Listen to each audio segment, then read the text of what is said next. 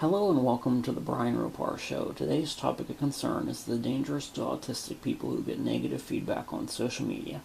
I have autism. Here's my social media experience.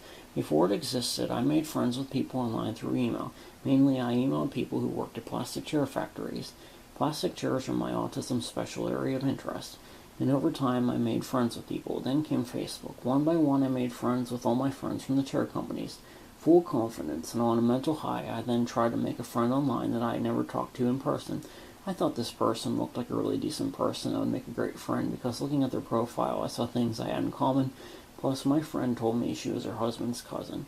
So with no idea what I was doing and no knowledge I was doing anything wrong, I sent this person a message mentioning things I saw in their profile, some info about me, and that I know their cousin. And I also followed them on a couple other web pages. Needless to say, I received very negative feedback, got blocked, and my feelings hurt very badly. Didn't get out of bed for days.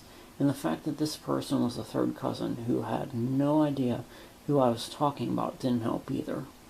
And I know for a fact this should have never happened.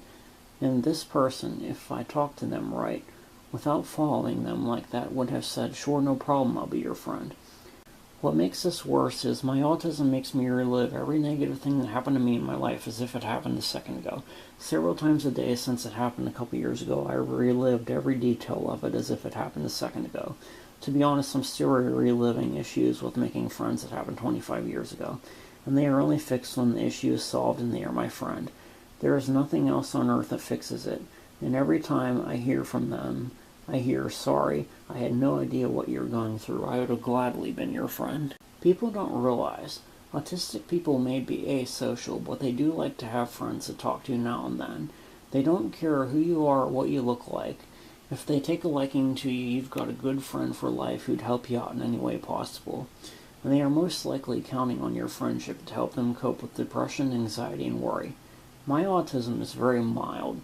I'm a very mentally strong person, and I understand all this and can deal with these things without turning to drugs, alcohol, or tobacco, because I know it takes time, and eventually all these issues get fixed. However, unfortunately, you can see it all over the TV these days. There's people out there who have autism worse than I do, or they're just a mentally weak person in general, and they get negative feedback and can't deal with it, and it causes them to make bad life decisions, or even, unfortunately, take their own life if they get too much.